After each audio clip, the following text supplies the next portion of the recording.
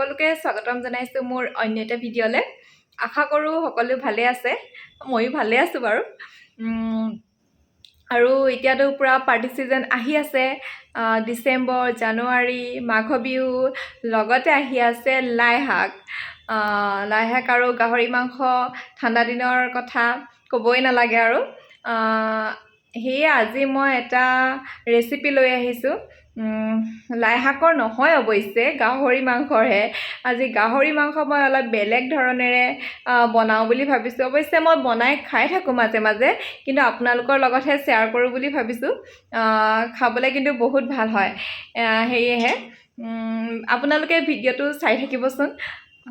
আৰু ভিডিঅ'টো চাই যদি ভাল পায় তেনেহ'লে লাইক কৰিব, কমেণ্ট কৰিব, আপোনালোকে ঘৰত ট্ৰাই কৰিব আৰু কমেণ্ট কৰি জনাবচোন কেনেকুৱা পালে খাই। আৰু এতিয়ালৈ যদি মোৰ চেনেলটো ছাবস্ক্ৰাইব কৰা নাই তেনেহ'লে ছাবস্ক্ৰাইব কৰি দিব। এতিয়া প্ৰথমে আমি মাংসখিনি উলিয়াই ভালকৈ ধুই লওঁ।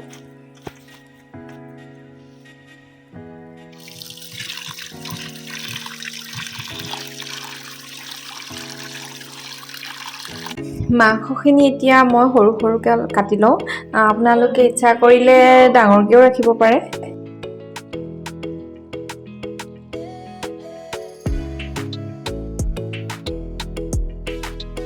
কেৰাহীখন গৰম হ'ল, এতিয়া আমি ইয়াতে মাংসখিনি দি দিছোঁ। আৰু মাংসখিনিৰ পৰা তেল নোলোৱালৈকে আমি মাংসখিনি ভাজি থাকিম।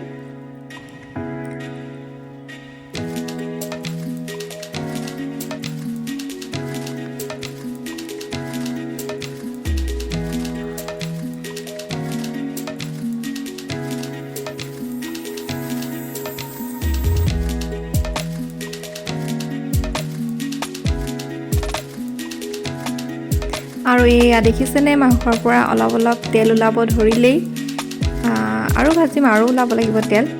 বস্তুটো অলপ পুৰা পুৰা হ'ব লাগিব।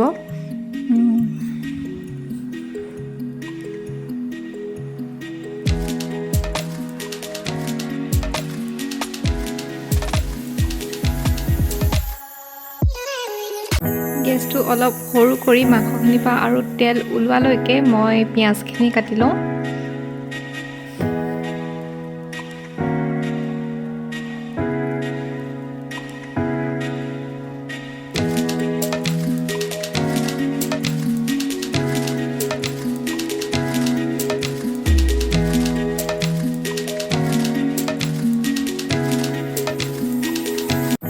এতিয়া আমাৰ মাংসখিনি হৈয়ে গৈছে।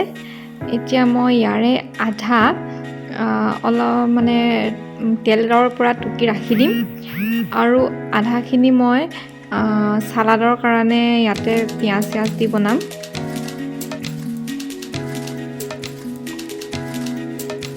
চালাডৰ কাৰণে ৰাখি বাকীখিনিত মই ইয়াত পিঁয়াজ দি দিলোঁ, আৰু জলকীয়াও দি দিম ইয়াৰ লগতে।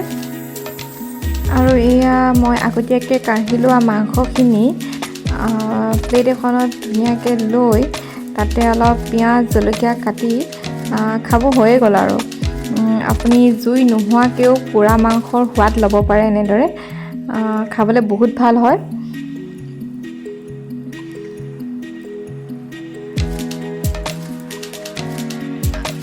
আৰু এইফালে মই চালাডৰ কাৰণে গাজৰ, বিলাহী, কবি, পিঁয়াজ, জলকীয়া কাটি এইখিনি লগতে মিক্স কৰি দিছোঁ।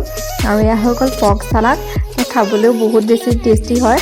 আপোনালোকেও ঘৰত বনাই খাই চাব পাৰে।